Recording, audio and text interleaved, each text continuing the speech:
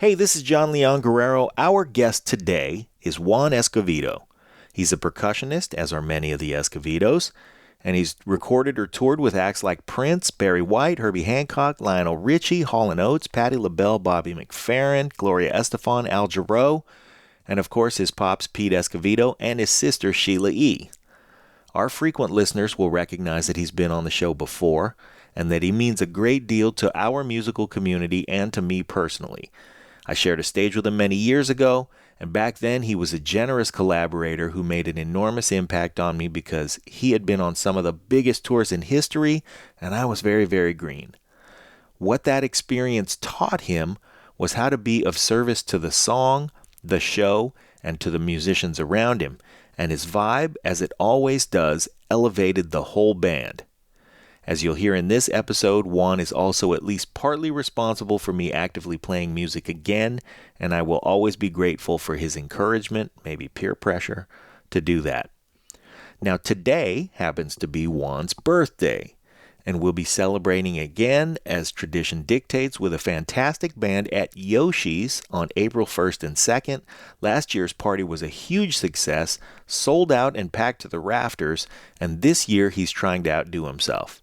You can get tickets for just $22 at yoshis.com, and we'll put a link in the show notes on our website too.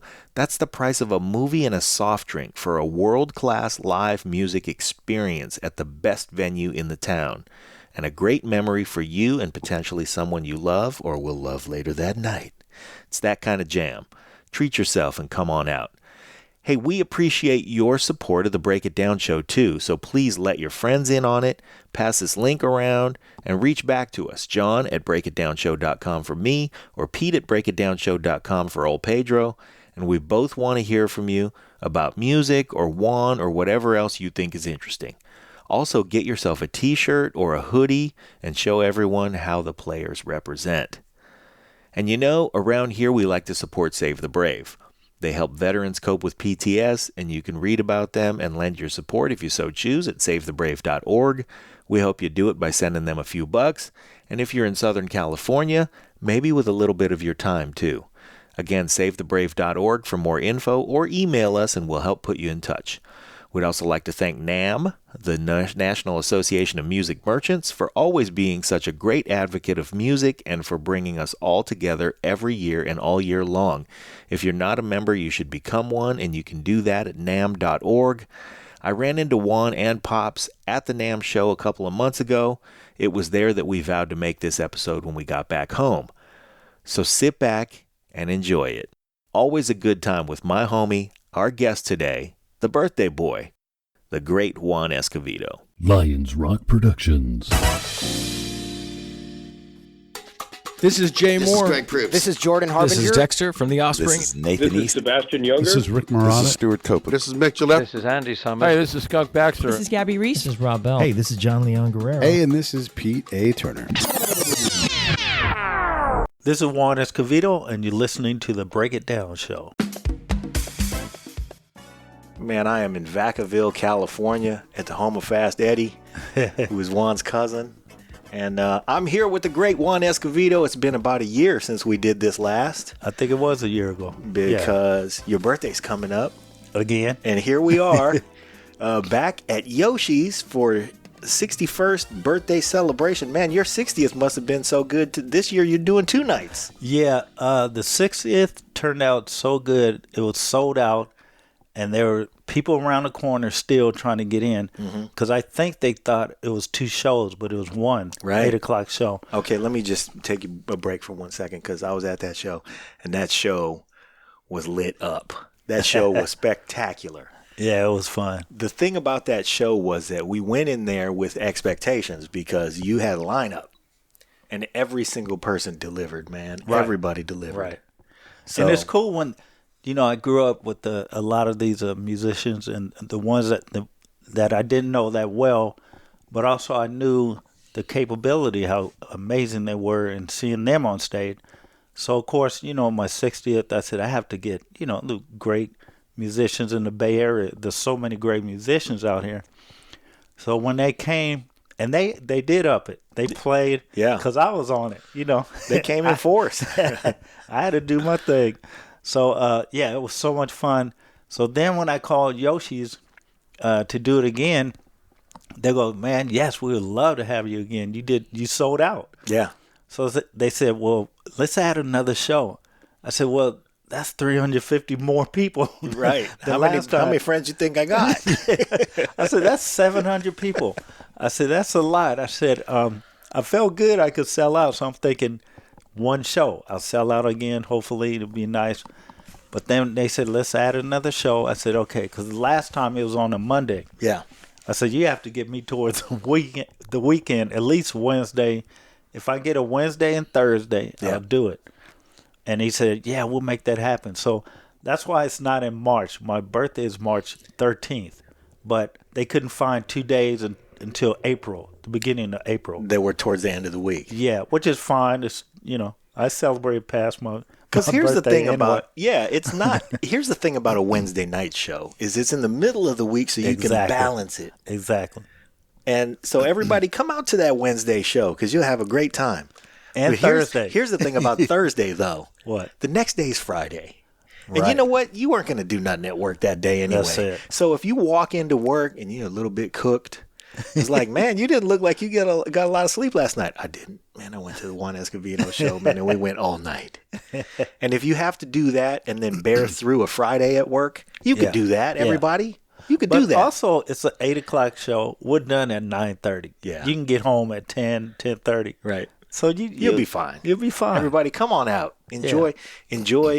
Man, I'll tell you the thing about Yoshi's is that after all these years, they got that banging menu. Their Right. food is excellent. That's true. Their drinks are terrific. So every part of the experience is top notch. Right. And then you wind it up with the entertainment, which is going to be spectacular.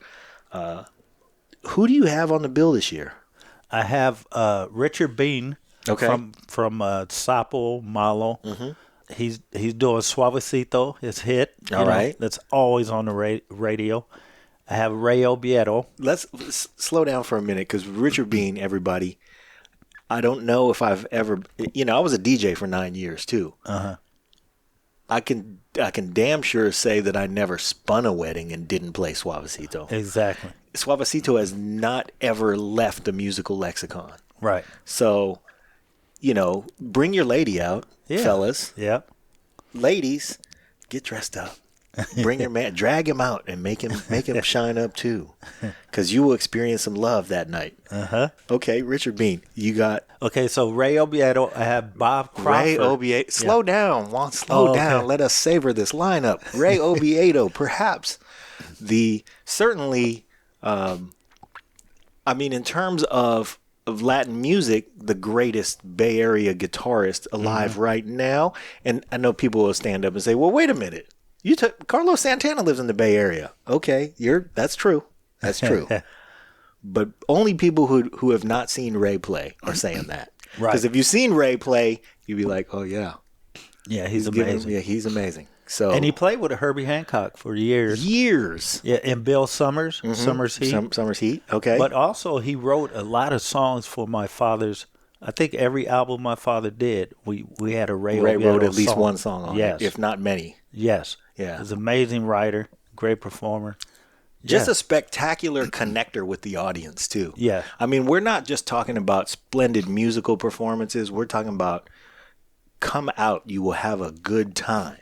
That's true. So that's the thing I love about Ray is that he's such a technician. He's such an amazing guitar player, but he connects with the audience in a sincere does. way that just draws you in. And it's weird because throughout the years, that connection has been different in different times of his life. He went from, he's gone from being just amazing, chops, everything. Right. And now he's like the elder statesman of guitar. So it's almost like you want to follow him around like the Pied Piper. right. So yeah, come out and check Ray out. Who else you got? But also, Ray has his own CDs. Yeah. If you ever want to listen to his music, you can just look, Google, Yeah, look up it up, Ray Oviedo, Oviedo. and hear some of his songs and writings. And Yep. And he has his own group, of course, and he's always playing wherever he can, and just like all of us. But You can catch him at a lot of places in the Bay Area. He plays at Yoshi's frequently. Yeah. With Pops, with all kinds of people. right. A lot of times Leo will be with him. So come out. I'm telling you. And then, Billy Johnson. oh, Billy John. Right? Yes, the funky Billy John. I like to get Billy Johnson on this show, too. You should. Yeah, Billy Johnson, who was years in Maze. Yes. So all those great Maze. That live version of everything. Right. Maze, first of all. But everything Before I Let Go. Uh-huh. Yeah. So if you guys are familiar with that, it was recorded in England at the Hammersmith Odeon. That's an iconic live recording, and that was Billy Johnson. You guys did that great big Hammer tour together, too. We toured on a Hammer tour, and we became. I knew him before that, but Yeah. we never played. 9 months out the year. Like we were touring. We were Yeah. on tour for a long time, so we hung out a lot, and we became best friends and stuff. So anything that I can do, and I can use the best drummer, I'm gonna call Billy. Yeah. And also, he was on a Supernatural CD with Santana. Oh, he sure was. He was on, so he had that 6 platinum. Dude. Yeah, so he's on that CD too. So That's one of those things too where it's not an achievement that he was on that CD. It was he was getting his due exactly. being on that CD. Yeah. And it wasn't like, ooh, he got to play on that CD. His playing was one of the factors that made that CD. Oh, of course. So you guys are in for a treat. Come on out. The other thing about Billy Johnson is that he's immortal. He looks the same He does. as he has ever looked ever. Right. Man. Well, he lives by the lake, Lake Merritt. And Well, he lives gets by on the his lake? bike. Yeah. Yeah, he rides. Stays fit? Stays fit. Because he might be 42 or 137. You don't know. You don't know. Well, I know he's not either of those.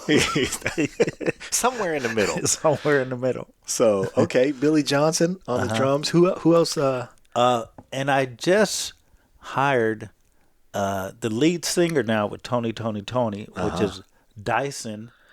Amazing singer. I think he's been The out current lead singer with Tony. Yes, and he's been out and touring with them for the last, I want to say a year. Yeah. 6 to 8 months or a year. But I saw them at Yoshi's like 4 or 5 months ago. Of course, all their shows sold out. So we're hanging out, and I did some shows with him before he got this gig. So then, because Jerome couldn't make it, he was supposed to do the show. But See, I wasn't even going to say anything about that But I because have you to. were going to have the great Jerome Benton with you, and he was going to do what? he was going to. You were going to make him sing. No, he was going to bring me a mirror and make sure I look good, and then I would put him to work. Yeah. but just his presence, because Jerome, I was on the Purple Rain tour. We opened up with, of course, my sister Sheila E. So we opened up, and Jerome was, every time he came out, people went crazy. Yeah. And he was in the movie, Under the Cherry Moon and And he had a magical presence in Purple Rain. Purple Rain. He's, of course, with the time and Yeah. doing all the steps, but just him And coming really, out, he was the star, if you ask me, You know what? of Under the Cherry Moon. I believe so too. Yeah. I think so. But he's a great guy, and one of my friends I kept in touch with, and so he was going to come out. We were going to do the time, Yeah. one of the songs, and have Jerome do his thing. Man, And, you know how much I love Jerome. I'm one of the people who lost my mind whenever Jerome came out too. In fact, my wife, I remember, at one point we were watching the time, and she saw me lose my mind, and she stopped and looked at me like, "What is going on?" And I was genuinely losing my mind because Jerome made everybody crazy, Yeah. and then. He was pulling people up to dance, and he must have pulled like 15, 20 women out of the stage, and then out onto the stage, and I waved at him and I pointed at my wife, and he pulled her up there, and she was like, "What are you?" And she was looking at me the whole time while she was getting pulled on stage because she knew it. I was pointing at her. She was like, "I didn't." Anyway, He brings that vibe, that energy, and just fun. yeah. to the show. That's what he does. He ratchets does. up the fun. He does. He'll take an 8 and make it an 11. You're not lying. But anyway, he'll be at the 62nd one. He'll be at 62. Okay. So in the meantime, you got Dyson singing. Dyson, yep, and he's a amazing singer. Yeah. And he blends with that band. That's a hard spot to take Raphael Sadiq spot, and he delivers. He's from the Bay Area, and so we end up talking and stuff, and not knowing that I was going to hire him because, like I said, I had Jerome. Yeah. But I went to the Tony show. Yep. And we talked and stuff. So I said, it would be a good fit to have him come and do some songs from the Tonys, and that'll be a good fit for. I like to mix it up. So I have, Richard Bean, Suavecito, the Latin stuff, and then, like I said, Dyson from the Tonys, and then also I have Jesus Diaz, the master percussionist, that has his own line, a percussion line, and I saw him at the NAMM in L.A. and he actually played with us. We ran into each other for about 1/10 of a second. I was like, man, running one way and you were running the other, and we were like, yo. No, it's so quick. You're trying to see everybody. It's 120,000 people down there, man. Yes. So for 3 days. Is it 3? Yeah, Thursday, 4. Friday. Thursday, Friday, Saturday, Sunday. 4 days. Although I don't know about you, but I never stick around for Sunday. Yeah, that's the closing. I feel like Sunday's the day everybody's sad. I just get out of there before that happens. On your birthday celebrations, you're going to have, let's face it, tons of percussion. And if you are any kind of fan of percussion, especially Bay Area percussion, and I say that specifically because Bay Area percussion is a mix of a lot of things. It is. It's funny to say that. Here I am, I'm dissecting Bay Area percussion in the presence of Juan Escovedo, who has been a foundational part of the evolution of percussion for a generation. Mm-hmm. And really, your pop's generation before that kind of laid a groundwork for all of you. Exactly. And man, it's been a lot of fun to watch all the contributions that you've all made as a family. We were talking earlier about a movie we both saw that talked about some family dynamics in band situations. Maybe we won't bring it up, Tony. And it makes me wonder, because all families go through stuff. But when you're a family in the entertainment business, your stuff it's almost like everything that you do is visible. Right. Because if there's any friction, people start to notice. Even if you're quiet about it, they go, how come? Yeah. What's going on? They can sense the dynamic. And it leaks through the band members, people, the crew, sound people. Yeah. That's why, believe it or not, believe it, is a lot of people love working with my father because he's so easygoing. Mm-hmm. He's like, that's good, that's great. He notices every little detail of what you're doing and the effort you're putting in to make the show possible. It's not just my father. It's not just us. The band members, the crew, the people setting up the chair, the food, like you said at Yoshi's, all that has to come together to make a really good show. Like if the food is terrible, they're going to come in there with, not a great attitude or, so it's a combination of all the employees that work when you do a concert. It really does. You're creating an experience for exactly. people. Yeah, you want them to go home saying, man, the food was great, the music, we got to meet Pete, or we're signing autographs. All that's connected to the show. Yeah. So you always kind of have to be on, at all times. All times, because you're still, these are fans that you don't know if they flew in, to see the concert. Yeah, so you don't know what kind of a big deal people make out of that experience. So we look at it as, we want to make it a good night, not just for us. We love to play, and we want it to be our best too. Yeah. So it shows, and then by the audience enjoying themselves, our level goes up because we're like, man, all these applause, and we appreciate the people and people coming out, and when it's sold out, we're really excited. We're like, man, nobody else can come in here. Like all these people are here to see us. So we just have. How can you not be in a good mood? this is our work, but we love it. And when we're with the family, it makes it that much more special. Okay, these words are coming out of your mouth, and they're really appropriate and perfect words for the occasion. When, it's one thing if you're doing press, you want to say nice things, you want to talk about how your fans do a great job coming out, supporting you, and you appreciate it.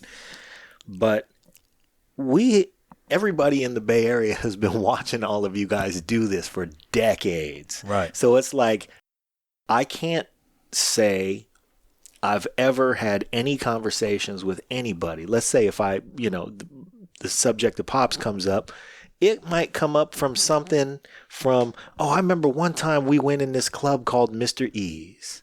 Or, I remember one time. And I remember one time could be 60 years ago. Right.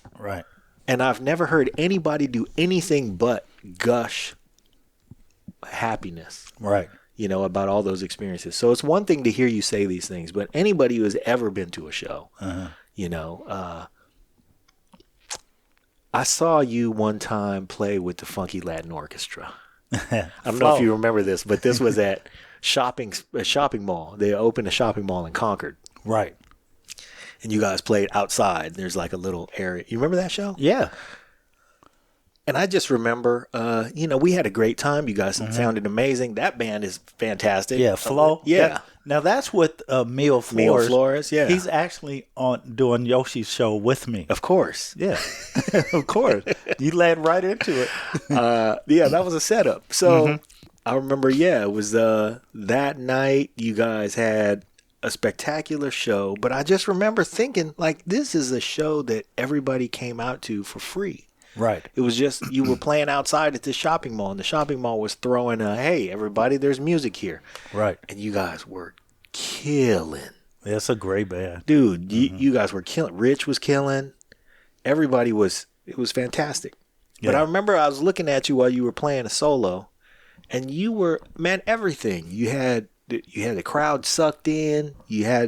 I don't even know if you think about this stuff anymore. Probably not. But you had drawn the crowd in, like built up the solo, and it was like everybody was grooving, and then you start burning, and you were building us up and bringing us to a climax. We were all having a good time. But I remember I was looking at you, man, and you were dressed. Everything about that experience was just 100%. Right. And so I just want to set up the level of expectation, because that's what you're going to get when you come out to Yoshi's on a Wednesday. You think, man, what am I doing out here on a Wednesday? Pulling into a parking garage when I should be at home watching TV with my socks on. No, you shouldn't. You should put on some real shoes. You should throw a comb in your hair, man, and bring your lady out to have a good time. April 1st and April 2nd. And April 2nd. And you know what? Come to both shows. Yeah. Bring your lady and your girlfriend. No. Oh, no. I didn't just say playing that. about that. That's not me. But the thing is, too, when my father just played at Yoshi's, and all the shows were sold out. Yeah, you guys did like 4 shows in a row, huh? Yes, all sold out. So every time my father introduced me, I would mention that I'm playing at Yoshi's April 1st and 2nd. So even after the show, people were getting in line to buy. They were buying tickets for my show, which was so cool to see. At Pop's show. And there's a month away. It's like, and they were buying tickets, and I'm like, this is so cool. So when we were signing autographs, people already had their tickets. Can you want to sign my ticket? I'm like, of course, Yeah. So they're just don't sign the part that you scan, because you don't want to be like, bloop. Oh, I don't know. This ticket got scribbled on. So they're buying tickets already. I mean, it's doing pretty good. Well, if you know what's good for you, you'll come out. Now, here's the thing, everybody. You got to bring a little bit of money, because guess what? Yoshi's has a beautiful bar. Yeah. They got nice drinks. It's a sushi place, and sushi is not cheap. Right. And it's delicious, wonderful sushi that was swimming that morning. So that ain't going to be cheap. But, you guys, you work hard. Mm-hmm. Come out and treat yourself nice. Mm-hmm. I think it's only $22, or it's not too expensive. Yeah, no, that's you know what, man? If you think about it like this, that's barely more than a movie. That's true. Nowadays. And the movie's not going to smile at you and appreciate that you came to see it. So, but everybody in this band will. Who else is in the band that you haven't mentioned yet? Let's see. So Mio Flores is doing percussions with. I did see Mio at NAMM. I see him at NAMM every year. Yes. and like you said, He's everywhere. he's the leader of the band Flow that you mentioned. Yeah. But also he plays with Richard Bean's band, so Sapo. Okay. So he's part of that. So when we do the Sapo songs, he'll be on stage with me, playing timbales, and I'll be on congas. But like I said, also, Jesus Diaz was amazing. Master. The Headhunters, and he's done an amazing Stevie Wonder. Yeah. But if you look him up, you see he's one of those top-notch percussion players, not just in the Bay Area, around the world. Yeah. And he's I'm fortunate enough to know him, and he played with us, my father's band, when we're doing a tour with Tito Puente years ago. It was my father's band, myself. I don't know if my brother Peter Michael was on this, but Sheila was on it. Tito Puente, Jesus Diaz. Mm-hmm. So we were doing like Coliseums, big shows. So this is when he just came out here in the Bay Area. So we've been friends since. So this is the first time I actually And that was in him. probably the late 70s? I think so. Yeah, it's been a long time. Yeah. So, I'm excited to have him on aboard too. So that's going to be nice. It's not lost on me that if this happened in the late 70s, you were in your 20s. Yes. And at that point in time, you're playing those huge stages with world-class players, and you've been playing at the world-class level for 40 years. Actually more. Yeah. So if you think about that. 50, at least 52 years, maybe. And okay. Yeah. So when you started off doing that, though, you started off playing bongos, right? Actually, I was I played in the front room. My father had the band Azteca. Yeah. So there's 16 musicians, and back then they didn't have or put the money or have the money together to maybe have a studio to practice every day. Because it took a long time to get that band together. That's a lot of players. Uncle Coke. Yeah. Yeah. So my father had the biggest front room in the band. So all them guys would cram into now the biggest front room in the house. Yeah, for the whole band. Full of instruments. But let's face it, a 16-piece band. It doesn't matter what size front room you got in your house. If you cramming 16 people just to stand there and drink tea, is a lot. You're like, man. But then you got people stretched out and swinging. Right. Well, the front room was two front rooms. So when you come in the door on the right, the front room, and on the left, so they combined both. Yeah, stretched it out. Stretched it out. So when they take a break and stuff, me and my brother and Sheila would just play whatever. Yeah. Just having fun. Grab what was close. What was close, because you're crammed in there anyway. So whatever's next to you, you're going to pick it up and play. But eventually, I actually was playing trumpet for, I think, 6 years, for a long time. A lot of people don't know this. And my Uncle Phil, and he was my mother's father owned a apartment building right next to us on 9th Ave, East 21st. So a lot of band members would stay in there. Okay. Including my Uncle Phil. So my Uncle Phil would come next door and teach me trumpet and learn how to read music and stuff. And I don't remember him ever playing trumpet because he was a bass player. But what's funny, he was teaching me trumpet, so I'm like... The trumpet's not even written on the bass clef. No. So, this is just people making it up. They're making it, and I said, man, now I'm thinking about it, I don't think he ever pulled out a trumpet, but he taught me trumpet. So whatever worked, So I think because he knew bass, and he knew how to read music, and I think he was helping me. Yeah, let's dissect this, because this is really worth exploring, because you have a unique family, and that's what I was going to ask you about first, but I'm going to get right back to this. But we were talking about a situation that we had both sort of seen on a recent documentary where there was some discord, and it doesn't seem like you guys ever suffered any major, like you guys have always been, playing together in some combination. You've always been supportive of each other. Right. You never hear anybody, man, I swear there's nobody, I'm not saying this because we're recording a podcast, but you never hear anybody say some unkind thing followed by the name Escovedo. You just don't. Right. And man, we know 100 of the same musicians. Right. So everybody's been, and it plays into what I'm about to say, which was your Uncle Phil was teaching you. Hey, this is P.A. Turner from Lions Rock Productions. We create podcasts around here. And if you, your brand, or your company want to figure out how to do a podcast, just talk to me. I'll give you the advice on the right gear, the best plan, and show you how to take a podcast that makes sense for you, that's sustainable, that's scalable, and fun. Hit me up at pete@breakitdownshow.com. Let me help. I want to hear about it. And it plays into what I'm about to say, which was your Uncle Phil was teaching you what has been inculcated in your family as how you communicate. Right. It doesn't matter what instrument. It doesn't matter how it's written. It doesn't matter what part you play in the band. It just matters that you are communicating, you're emoting, you're bringing people in and entertaining them. Right. So he was teaching you like a familial, cultural Right. lesson. And Yeah. you were taking it as I'm learning how to play the trumpet because that's Right. what you were doing. And now that I'm thinking about it, that's what connects the family is the music, because we love music so much and we help each other. You're right. So how do you get upset or mad when somebody's trying to improve your life as a musician? Yeah. Just like my father was teaching us. First, like I said, we started on our own just playing, and then he saw how serious we were about playing. Then he corrected us. Like my kids, I don't correct them unless I see them really, because I want them to first have fun with the music. My son is playing piano, drum. Like at my house, I have bass. I have like 6 pianos, bass, trumpet. I have sax, flutes, all that in the house. It's just around. It's in the front room. Yeah. You come in the house, there's 2 drum sets right there. There's congas.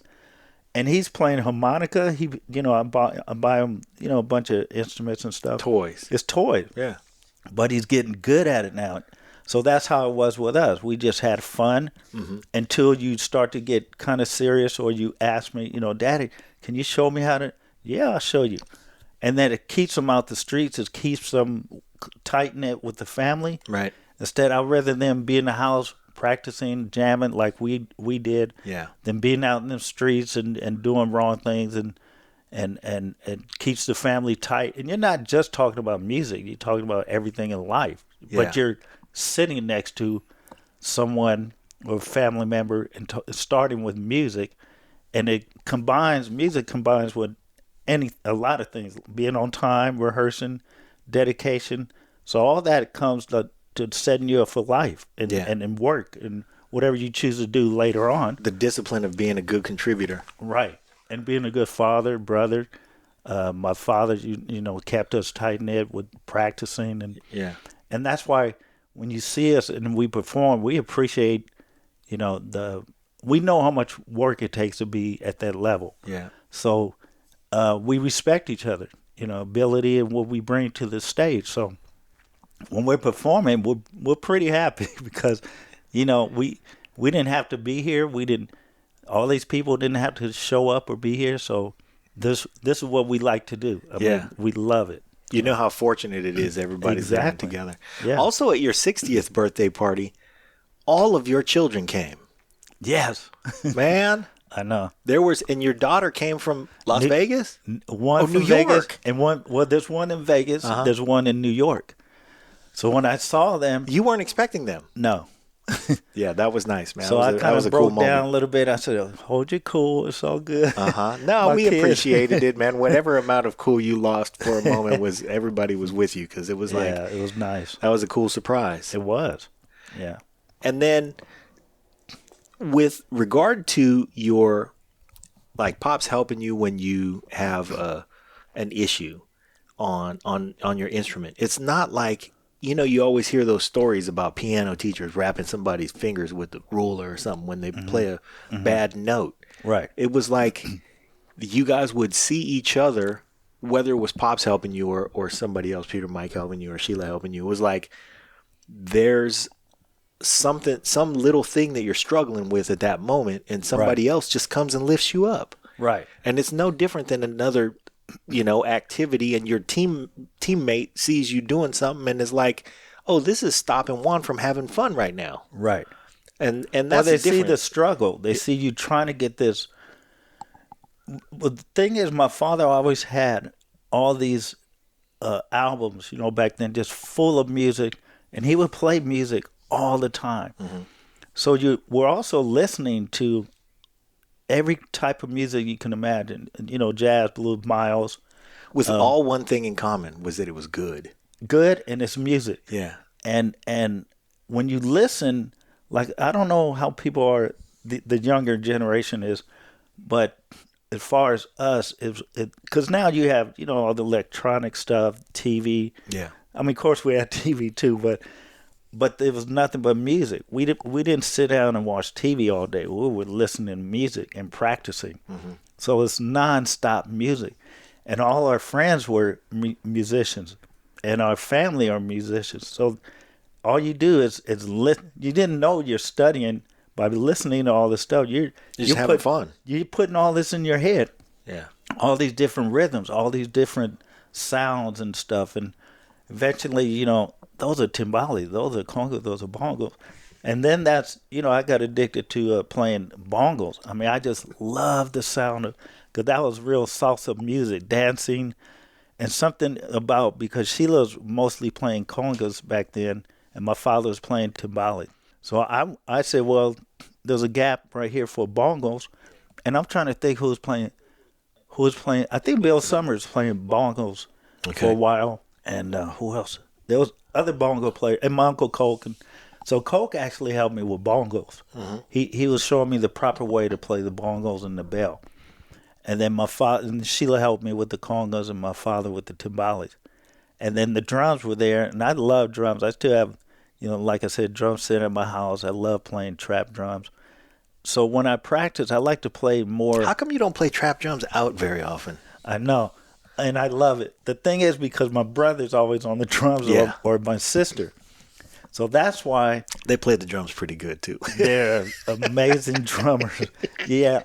But, when we were smaller, Yeah. I was the drummer, and my sister sang, and my brother sang. Okay. So I was back there playing drums for years. Yeah. And then we got older, and they switched. So I'm glad I didn't know that, because I played with you one time, and you I would have lost my mind if I would have thought. But he'll just. I mean, I'm sure deep down inside I knew if you wanted to just come back there and whoop me, you could have. But I just remember though, like man, you've said some. These are things that I'm sure never affected you, and never you probably never even realized what happened. But I've told this story before. If everybody goes back and listens to your first episode on our show, I told the story of when we were playing together. At one point, you had just, like we were playing some phrase that involved us breaking out and then coming back after the singer and leading him back into the song. And I remember you just looked over at me one time and said, "Hey, man, let that breathe." And for some reason, man, I was like, oh, and I saw a clarity in the song I hadn't seen before that. right. And now, fast forward, because I really stopped playing music for a long time. I got into DJing. I was DJing for a while, and then I didn't play traps for a long time, and I raised my kids and stuff. And then at one point, I was sort of forced back into service because I ran into you at Dwayne's house. And Dwayne Wiggins. Yeah. Tony. From Tony. And we were there. You were playing with Levi Caesar. And I don't know what you guys were rehearsing for, but it was one of those Warriors gigs when the Warriors would have you guys play, I think. The Warriors called us to do some shows there. So I called Levi, and we hooked up, and I called Dwayne Wiggins because I know he had a studio. And we went over there, and we were rehearsing, putting the band together. And the drummer didn't show up yet. He was late. Yeah. And then I saw you doing an interview with Dwayne, and I think I heard you mention something about you as a drummer, or we talked after, whatever. Yeah. And I'm like, well, the drummer's not here, so we need to get going. So Yeah. I said, why don't you jump on the drums and help us out? And I think you turned red. I looked at Pete, my co-host of the show, and I was like, I made a big deal out of this because we did an interview with Dwayne, and he was like, hey, after we hit the stop button, we were done. And he said, hey, what are you guys doing a little later? And we were like, I don't know, whatever you're doing. What are you doing? And he said, there's going to be a rehearsal over here, and Levi will be here. And you guys know Levi. And I was like, no, I never met Levi. I want to meet Levi, man. What time? And he was like, okay, this is what time. And it was just enough time for us to go get like some chicken wings or whatever and come back. So we came back. But while we were out getting chicken wings, I was telling Pete about Levi because he was not really aware of the details of Levi's storied tenure with Prince. Right. So I was giving him the highlights, and I was like, it's a big deal to see this dude, man. He's an amazing guitar player. You're going to hear some things that, are probably might make you cry. Right. So, but first he played with Sheila. He was on tour with us. Yes. Yeah. Well, we'll get to that in a minute. So we get back, and I'm just trying not to be in the way because gear is coming in and you guys are setting up and stuff. So I'm sitting out of the way. Then I saw you, and that's when we talked. And I was like, yo, man, remember me? I was, you given me this profound musical moment, and you probably don't even remember it. And you were like, "Nah, yeah, I remember it. I don't, maybe you did. Who knows?" But yes, that was the fateful day. You were like, "Hey, get back there, man. We need some help. The drummer's not gonna be here for like 10 minutes." So, but you did good. You're holding just it down. Tried not to make any mistakes because I hadn't played in a very long time.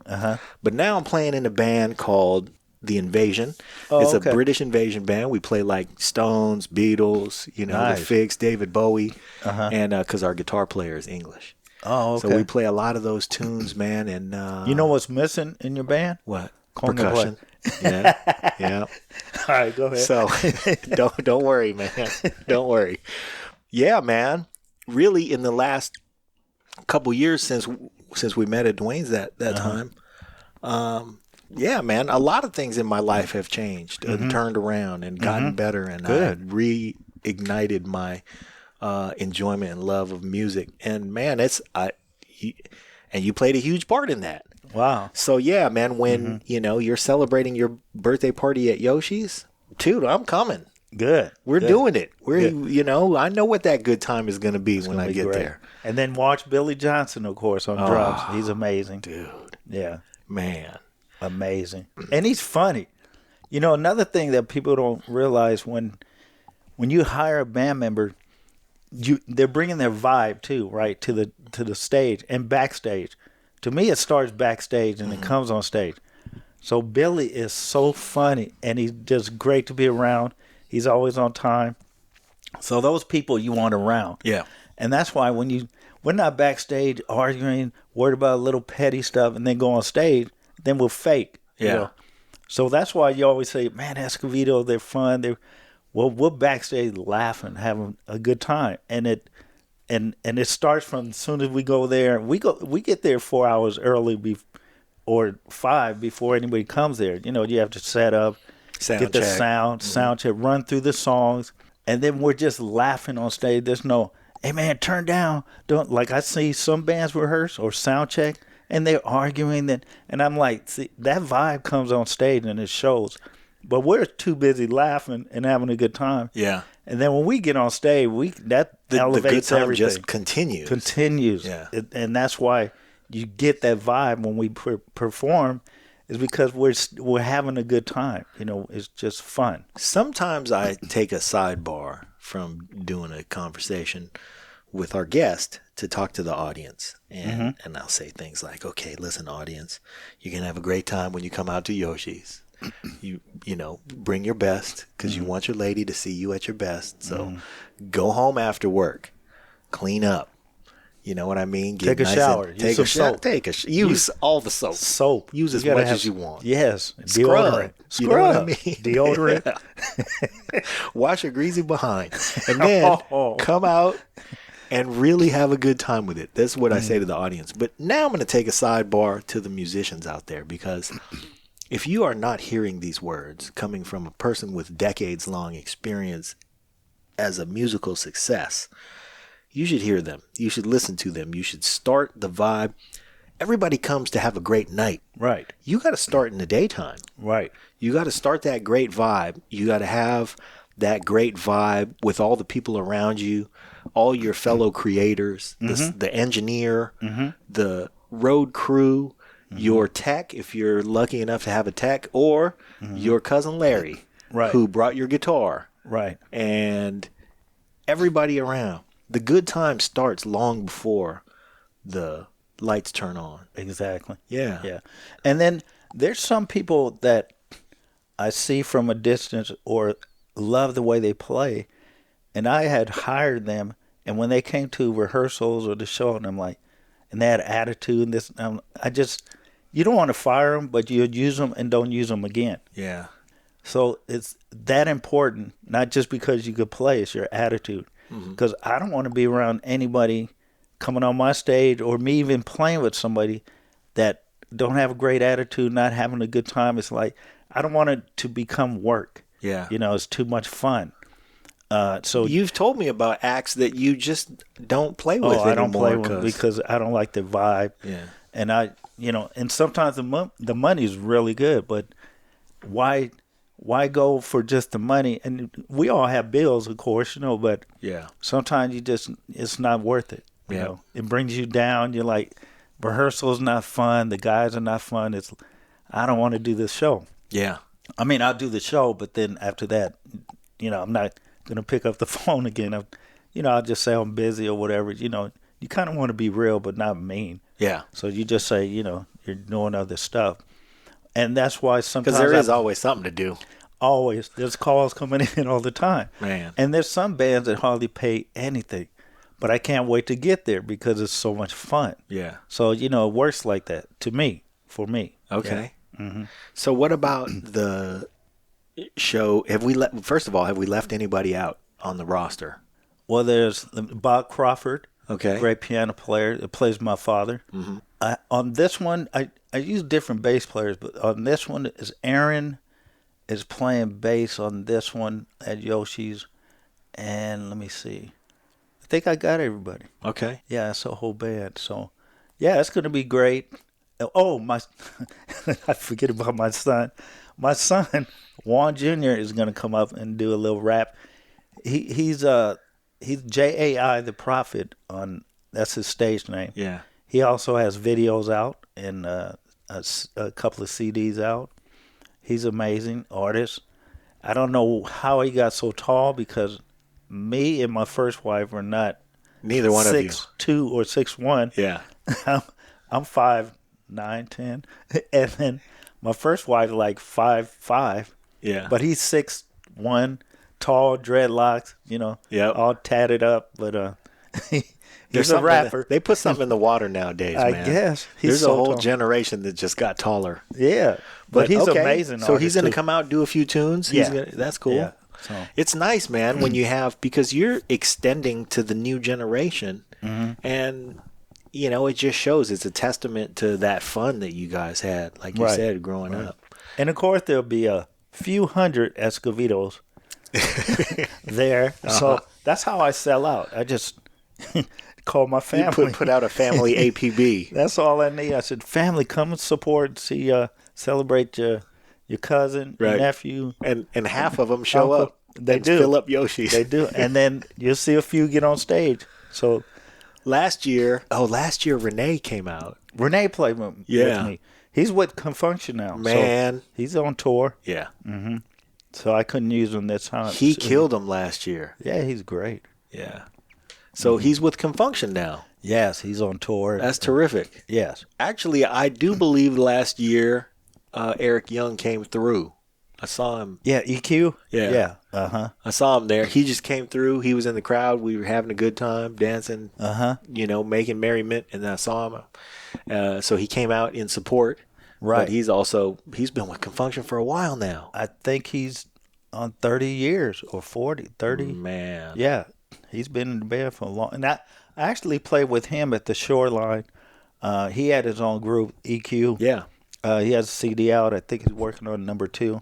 Hopefully I'll get on that one too. But Okay. I was on the first album with him. And that's what's amazing too about Yoshi's and the Bay Area in Oakland. So many musicians would come out and support you. Yeah. Because I'm always there. I'm always watching the bands and stuff and musicians. Like I said, I just saw the Tonys. But like Larry Batiste, a great artist. And He was there last year, he too. was there, yeah. Yeah. But you look around. Man, John I love Safo, Larry. Yeah. Let's take a moment to just love on Yes. Larry for a minute. 'Cause, Yes. Man, that dude is a musical connector. He is. He's He's all the way doing- back to Bill Summers and Summers Heat. Right. But just is, the musical Bay Area scene with its hub in Oakland. It's like, it feels like Larry is the centerpiece. He knows everybody. He knows everybody. Well, he's a musical director at the Grammys. Yep. So he's him and He was the musical director at the Tech Awards. Right. The other a month ago or so. right. Yeah, And just does a spectacular job, man. And you want to talk about everybody having a good time. So he'll probably show up. yeah, and 'cause John that's what he Santo does. was in the front last time I played. And Oh, yeah. John Santo's another amazing percussion player. I'm going to throw out a Actually- shout for him, too, because he's Yeah. throwing a thing at Freight and Salvage. He is. He's doing like a class. He If is. you want to just come out and get to learn some I think it's just Latin percussion in general. Right. So, Right. Yeah, I called him for this one too for my birthday. He couldn't make it. He looked on the date. he's also very busy. very busy. Yeah. So yeah. So, I'm okay. fortunate to have these artists because, it's like I said, it's 2 nights, Yep. April 1st and April 2nd, Wednesday and Thursday. So I was hoping, some of these guys would not be busy, but they still busy. during the week. They're Yep. still playing somewhere. So that's great. Also, everybody, as Juan mentioned, it's like $22. 22. That's So not- come out, because Yeah. that's barely a movie. It's a That's movie, maybe a little bit. It's like a small popcorn. But you know what costs is the hot dogs. Yeah. I'm not lying. I go to the movies a lot. Them $7 hot dogs, Man. $8 popcorn, and I'm like, can you fill this up? At least the popcorn. Yeah. You're spending more on the food than And hook it up. the I know movie. this popcorn is. Don't give me the one that's sitting in there. Like, give No. me fill me up one fresh. Fresh. This thing is popcorn. $8. That's it. It's popcorn. Popcorn. Give me the freshness. But you know what my mother does? Yeah, I'm gonna say it. She makes it at home. Uh-huh. She bags it up. And she will tucks it- bring some popcorn. She lives in she's in L.A. My parents. It could be like 90 degrees, and she has a long trench coat on. I said, Mom, they're gonna notice it's too hot for that jacket. I don't care. And you look pregnant, so she got. So why do you look pregnant, Moms? Because I got a bucket of chicken. How you pregnant at 83 years old? I saw I saw her at the NAMM show too. I was outside with Charles Quinn. You know Charles Quinn? I don't think so. He's a bass player from Oh, Vallejo, Oh, okay. who's amazing. He's playing with O'Brien now. Wow. And yeah, he was one of those cats who a few years older than my generation, but all the time we were playing music, everybody just wanted to be as good as Charles Quinn. Wow. Okay. So he was like the league leader for his age. And then he, like I said, now he's lives in LA, but playing with O'Brien. And we were at the NAMM show just hanging out outside. Oh, nice. Pops and moms came walking by. So, they Did she stopped, have a long jacket chop it on up. with the full of popcorn? She was not bringing, she was not bringing food in. So maybe they had eaten lunch already, but as always, dressed to the nines, Right. looking sharp, They have going to in be. there. Uh-huh. You know what I mean? I'm wearing just like some pants and a polo shirt, and they're like, boom. Yeah. It's Pops like, got his man, suit on and the tie. you could and- go on stage right now, and and it's 2:00 in the afternoon. That's it. My father, before he goes to bed, he combs his hair. He does. I'm like, That does not surprise me. yeah, because I stay at the house when I go to L.A. Yeah. and he's brushing his hair, and I'm like, okay, it's 1 a.m. Where is he going? Yeah. And he's brushing for a long time. Pops, where you going? To bed? Wait, you going to bed? You just brush your hair? He goes, yeah, I comb it before I go to bed. I said, why? So I could dream looking good. Yeah. He said, well, it's probably less work when he wakes up because it's already combed. I have Man. no idea why he does it, but it's funny to me. Yeah. That's how he is. He's just setting the sharp. tone. And he gets his clothes ready, and yeah, his closet is amazing. That all his suits and ties and shoes is all perfect in order and colored. Every time some people come over that's new, never been to the house, my mother, she goes, okay, there's 2 things you're gonna see when you come to the house. Pop, my mother's gonna show you all his paintings and his closet. She goes, you have to see his closet. Marvel at And his closet. Because he got like- all those stage clothes, too. So Stage it's not clothes. just that the clothes are in order, but they're all They're sharp. all sharp. And Pops always go, Mom, stop showing them my closet. And she just laughs. They got to see your closet. It looks like, when you go shopping, when Yeah. you go to a famous... It looks like a beautiful clothing store. It does. Like a boutique It's so in order. on Rodeo Drive. Yeah. And you see the ones with just came from the laundromat with the plastic on it. And I'm like, my clothes is not getting clean until I'm going somewhere. His is already clean, Yeah. ready to go. He's always ready. He's ready. His hair combed. At 1 in the morning. 1 in the morning. Yeah. That's it. You know what's funny, man? We've been doing this for almost an hour. We haven't really talked about anything. We've just Really? been talking about, we've just been talking about, I don't have an agenda. I do.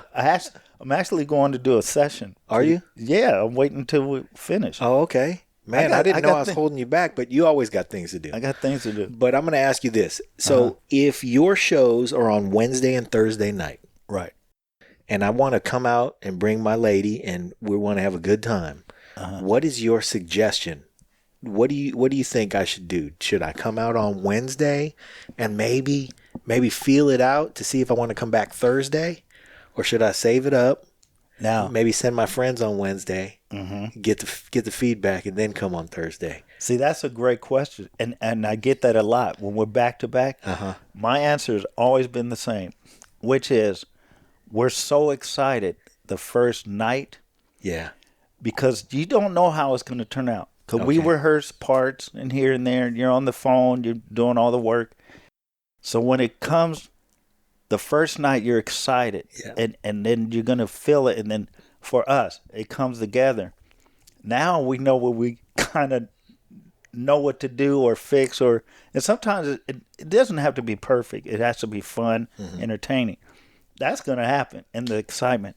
So the next day we kind of like a little more relaxed because we just did it the day before. Right. So you felt it work. Right. Maybe there's some things you go, you know what I'm going to do? I'm going to do this a little different tomorrow. Right. So I suggest you go both nights because they're both vibes are going to be a little different. And I give the freedom to the band members to, okay, this section, do whatever you want. Yeah. And then we come together and end. So all the solos and things we do are going to be different. All different. The vibe's going to be Always different. Yeah, it's always different. So I try not to repeat the same thing. And Well, here's the thing about that I will say. When you see a great artist, whether it's, let's say, a great comedian. I have a friend who's a great comedian. His name is Jay Moore. And you could see him. He'll do an 8 o'clock show and a 10 o'clock show. right. And a lot of times I'll say, Jay, put me on the guest list for that 8 o'clock show. Because I know once I get there at 8, he's going to put me on for the 10 too.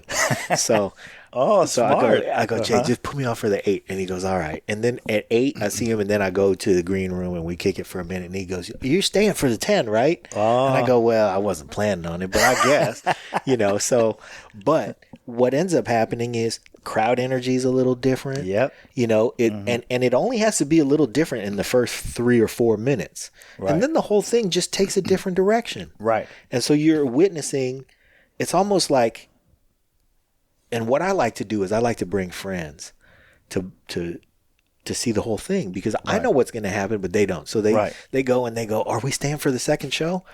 And I go, yeah, let's stick around. So then they'll be there for the second show. And I know it's going to happen for your second show too. Right. Is that somebody's going to take a solo and they're going to be like, oh, tonight is my night. Right. And then everybody's going to get out of the way and go, oh, here he goes. Look at, Billy took his shoes off. Right. They call them shoes for a reason.